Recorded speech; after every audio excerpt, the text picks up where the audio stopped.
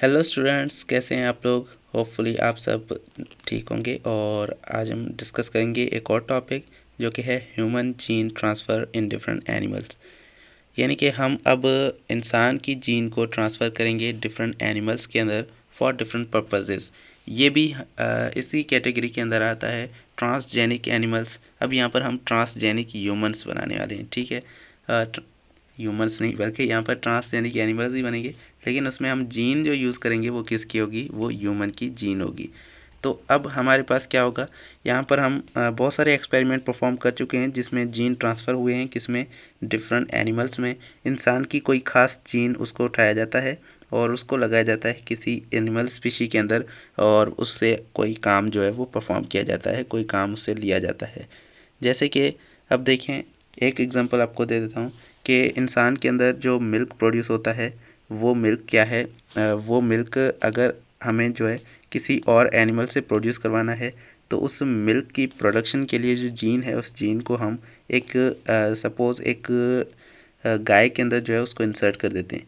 तो अब वो गाय जो मिल्क प्रोड्यूस करेगी उस मिल्क के अंदर क्या होगा, वही कंपोनेंट्स होंगे जो कंपोनेंट ह्यूमन के मिल्क के अंदर होते हैं। तो ह्यूमन के मिल्क की तरह ही हमें काऊ का मिल्क जो है वो मिल जाएगा।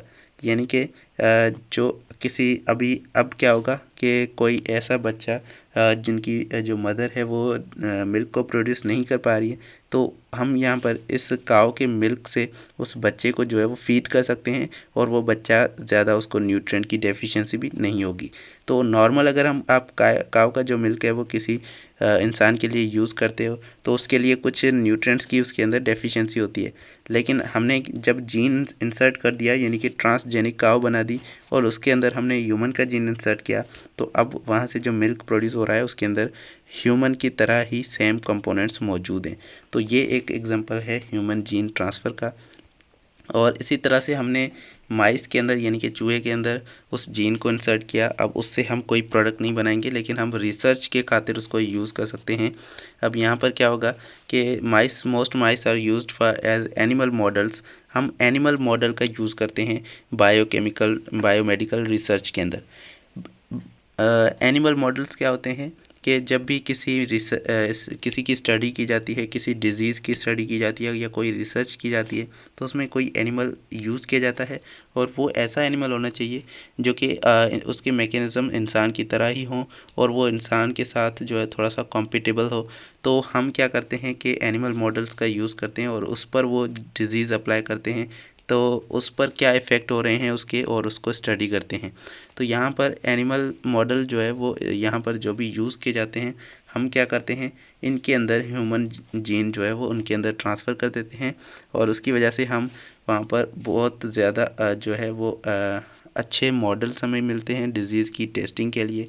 ह्यूमन डिज़ीज़ को हम वहाँ पर टेस्ट कर सकते हैं और माइस पर ह्यूमन को जो है उसका हम इंसान का जीन उसके अंदर इंसर्ट करके उसके बाद उसको टेस्ट किया जाता है डिफरेंट डिजीज़ के लिए और डिज़ीज़ की रिसर्च की जाती है। जैसे कि माइस के अंदर हम डिफरेंट डिज़ीज़ की स्टडी कर सकते हैं, जैसे कि cysts fibrosis.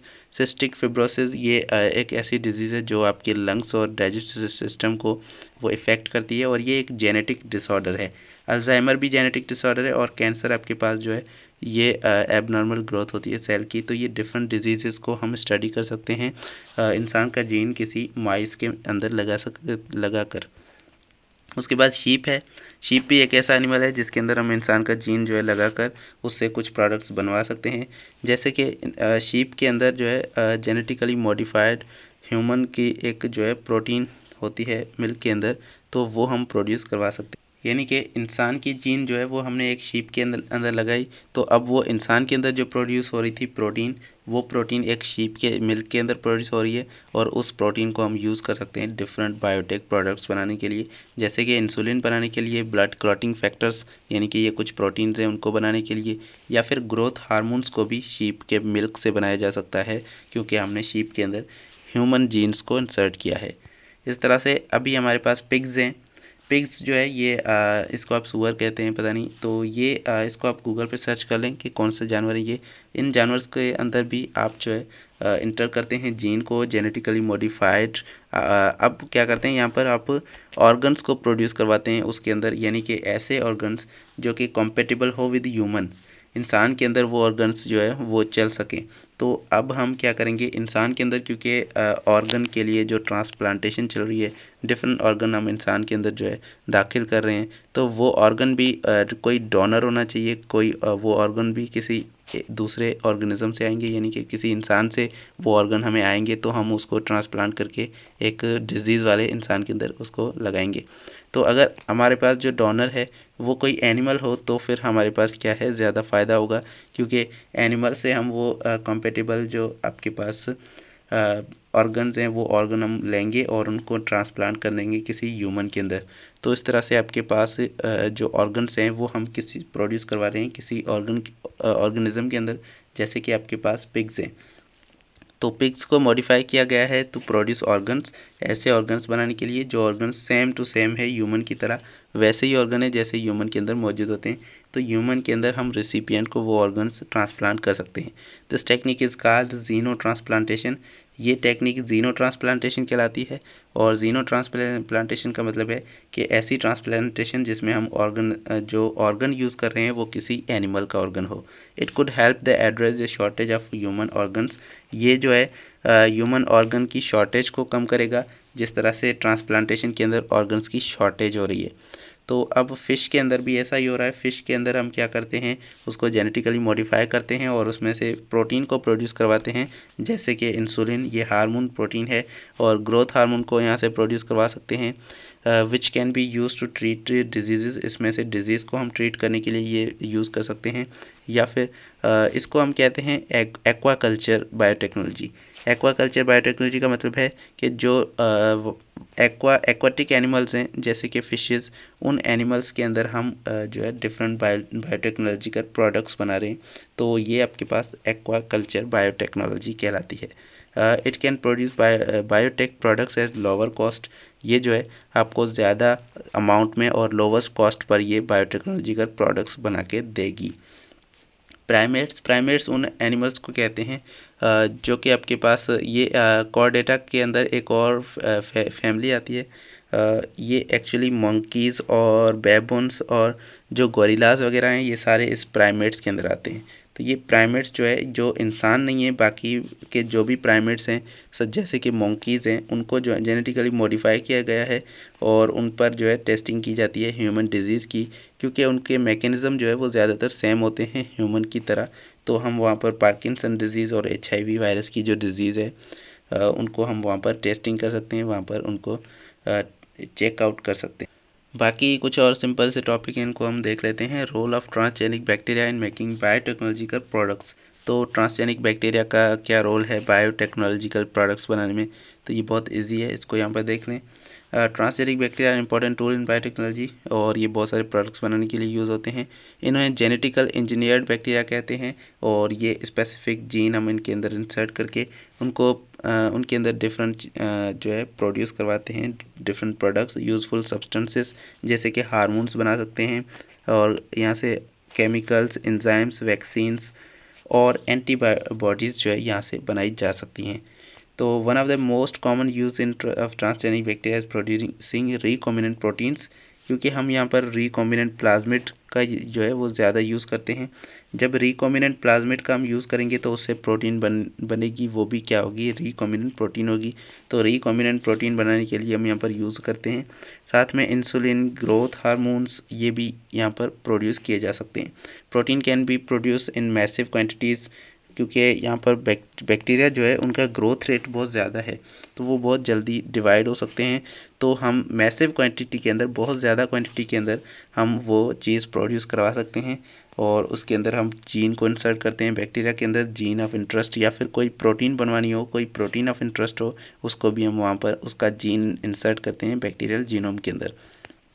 Bacteria then can be grown on the large scale cultures. इनको हम कल्चर के अंदर यानी कि टिश्यू कल्चर टेक्निक से हम बहुत ज़्यादा स्केल तक उस बैक्टीरिया को जो है उसको ग्रो करेंगे और उससे हमारे पास जो प्रोटीन बनेगी उसको हम हार्वेस्ट करके प्योरीफाई कर लेंगे। तो ऐसे transgenic bacteria also use to produce vaccine, vaccine भी प्रोड्यूस करा सकते हैं, या फिर हेपाटाइटिस वैक्सीन जैसे कि प्रोड्यूस करवाई गई है is produce using the yeast, yeast से भी ये बन सकती है, या फिर बैक्टीरिया से भी हेपाटाइटिस की वैक्सीन बनाई गई है। तो इस तरह से to express the hepatitis virus surface antigen, यहाँ पर हमने क्या किया, जो सरफेस वायरस एंटीजन था उसकी जीन जो है वो बैक्टीरिया के अंदर इंसर्ट कर दी, तो बैक्टीरिया के अंदर भी वो एंटीजन बन गया। तो एंटीजन कैन बी प्योरीफाइड, उसके बाद हमने उस एंटीजन को प्योरीफाई किया और यूज़ टू प्रोड्यूस वैक्सीन, उसको हमने यूज़ किया वैक्सीन को प्रोड्यूस करने के लिए। तो ये genetically engineer produce enzyme that break down the cellulose. इस तरह से हम यहाँ पर जेनेटिकली मॉडिफाइड बैक्टीरिया को जो है हम यहाँ पर क्या कर सकते हैं, उसके अंदर कुछ ऐसे एंजाइम्स को प्रोड्यूस करवा सकते हैं जो कि सेल्यूलोज को ब्रेक डाउन करें और हमें बायोफ्यूल बनाने में हेल्प करें। तो इस तरह से बायोफ्यूल्स भी यहाँ से प्रोड्यूस करवाए जा सकते हैं।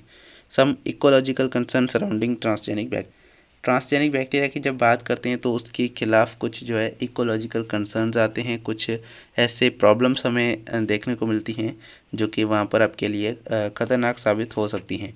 Transgenic bacteria escape into the environment, अगर वो ट्रांसजेनिक बैक्टीरिया किसी इन्वायरमेंट के अंदर अगर एस्केप हो गया यानी कि इन्वायरमेंट के अंदर पहुंच गया तो फिर तो वो पूरे यानी कि फैल जाएगा और सारे जो इन्वायरमेंटल स्पीशीज़ हैं उन पर वो डोमिनेंट हो सकता है, क्योंकि उनके अंदर हमने एक्स्ट्रा क्वालिटीज़ और एक्स्ट्रा ट्रेड्स उसके अंदर डेवलप कर दिए हैं। तो transfer the modified gene into the other bacteria, अब वो जो मॉडिफाइड जीन होंगे वो जो हमने जीन इंसर्ट किया उस बैक्टीरिया के अंदर वो दूसरे बैक्टीरिया से क्योंकि बैक्टीरिया जो हैं वो एक दूसरे से प्लाज्मिड को एक्सचेंज कर सकते हैं, इसे हम कहते हैं ट्रांसफॉर्मेशन। और ये प्लाज्मिड को जब एक्सचेंज करते हैं तो हमारी जीन डिफरेंट बैक्टीरिया के अंदर वो फैल सकती है और सारे बैक्टीरिया के अंदर वो जीन पहुंच सकती है, potentially creating new and unknown organism. और इस तरह से हमारे पास कोई नई स्पीशी बन सकती है, कोई नया ऑर्गेनिज्म बन सकता है जिनके पास ज़्यादा क्वालिटीज़ होंगी, could have negative ecological impacts, और उसके इकोलॉजिकल इम्पैक्ट्स हो सकते हैं, यानी कि कोई ऐसा ऑर्गेनिज्म उस बैक्टीरिया से प्रोड्यूस हो और वो बैक्टीरिया ऐसी चीज़ें प्रोड्यूस करें जो कि हमारे इन्वायरमेंट के लिए ख़तरनाक हो। और इस तरह की जो पॉल्यूशन है उसको हम जेनेटिक पॉल्यूशन कहते हैं, क्योंकि वो जीन्स की वजह से यानी कि बायोटेक्नोलॉजी की वजह से वो पॉल्यूशन आ रही है।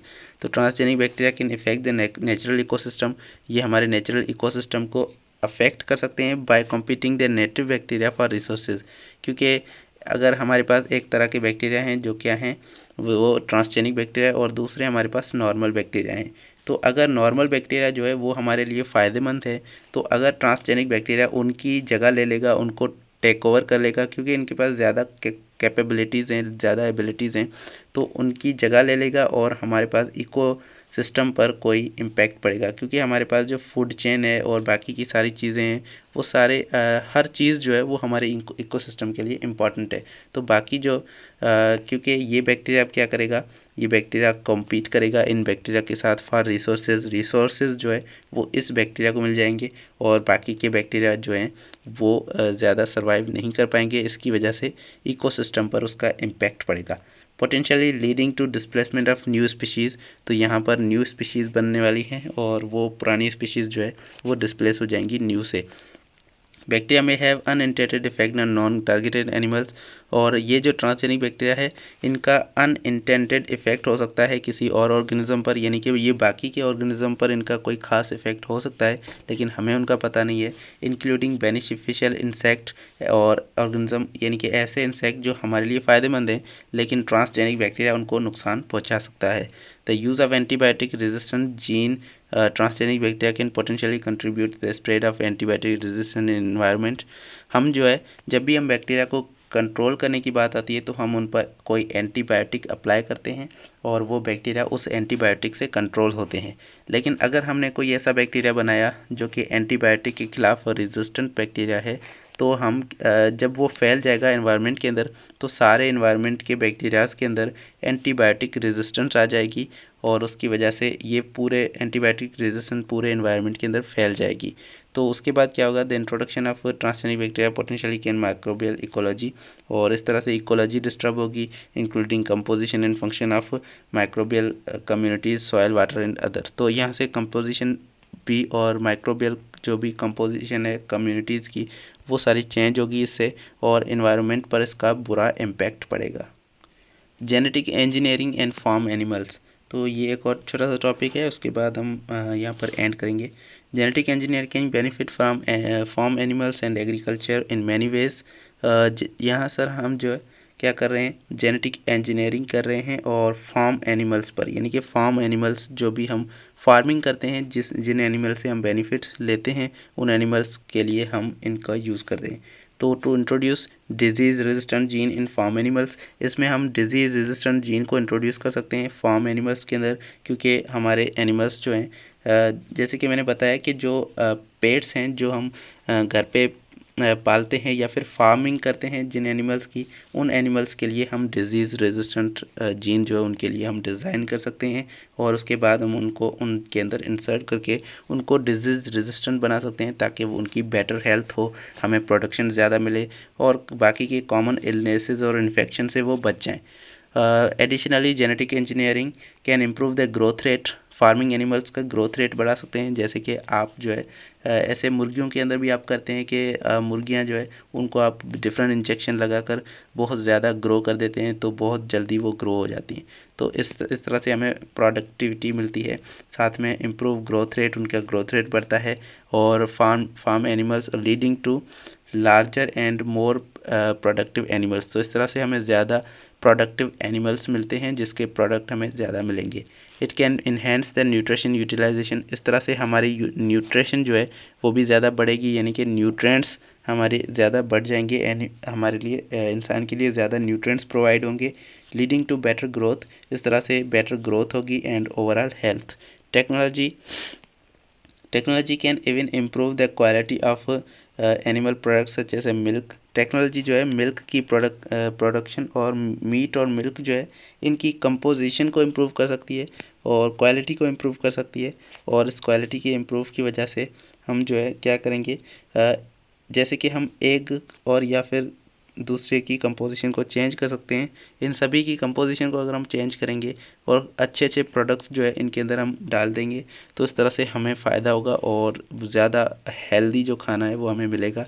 More over genetic engineering can reduce the environmental impact for farming of important feed utilization efficient, जो खाना हम एनिमल्स को दे रहे हैं वो खाना हम इम्प्रूव कर सकते हैं और जो वेस्ट उन एनिमल से बन रहा है उसको हम डिक्रीज़ कर सकते हैं, ओवरऑल एनवायरनमेंट को हम जो है अच्छा कर सकते हैं।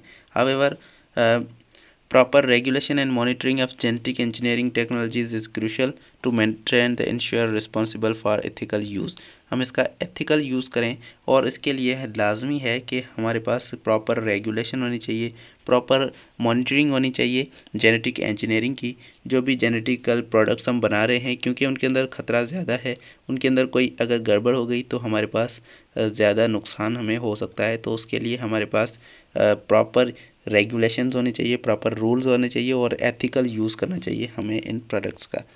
तो ये था आज का टॉपिक, होपफुली आपको ये लेक्चर पसंद आया होगा।